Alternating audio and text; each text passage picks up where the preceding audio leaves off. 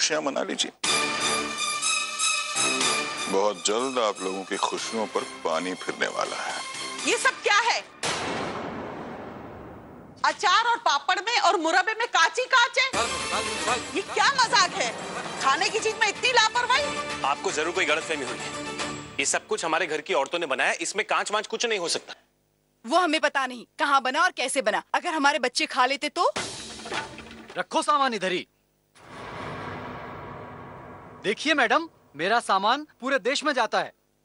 इसे लेकर मैं कोई रिस्क लेना नहीं चाहता। प्लीज इसलिए मुझे मेरा एडवांस वापस कर दो। अगर आपको सामान नहीं खरीदना, आप मत खरीदिए, वो आपकी मर्जी है। लेकिन हम फिर भी यही कहेंगे कि हमारा सामान खराब नहीं है।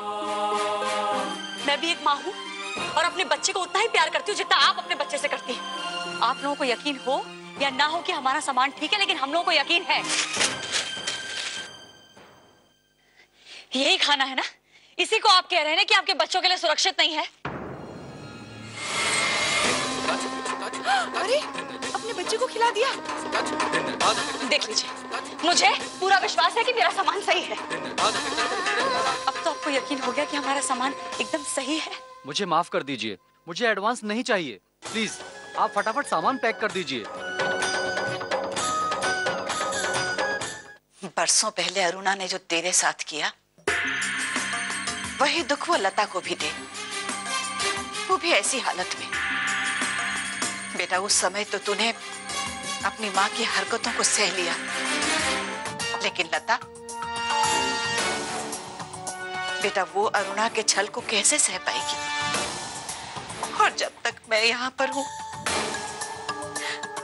तब तक वो लता को तकलीफ देती रहेगी। इसीलिए बेटा, मुझे यहाँ से चले जाना चाहिए। नहीं नहीं माँ, जाएगा वो यहाँ से जिसे जाना चाहिए। मेरे बेटे की पत्नी का 3 साल पहले स्वर्गवास हुआ था। अगर आप लोगों को ऐतराज ना हो और अगर आप अपनी बहू का पुनर्विवाह कराना चाहते हो तो शैली को अपनी बहू बनाने में मुझे बड़ी खुशी मिलेगी। बरसों पहले इसी घर से हमें बाहर निकाला था, तब तो हम चुपचाप चले गए। लेकिन इस बार नहीं राज, ये घर, ये जायदाद पुश्ता ही नहीं है। इस पर तुमसे ज्यादा तो नहीं, लेकिन तुम्हारे बराबर का हक तो जरूर है हमारा। कमाल है, जायदाद का एक और हिस्सेदार रास्ते से हट गया। एक मिनट,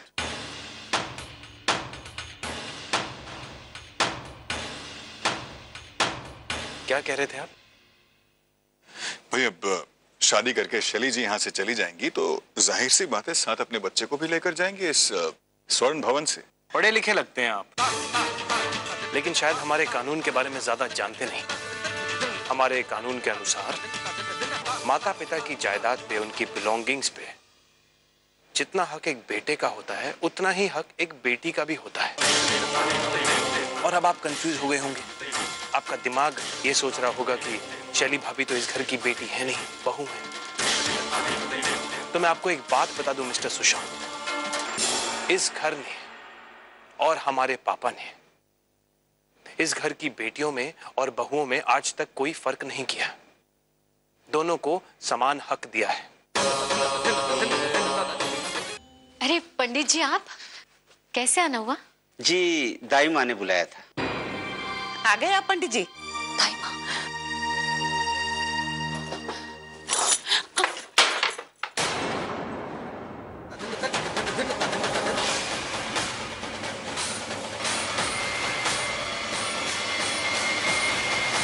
पासबुक, डीएम शेखावत।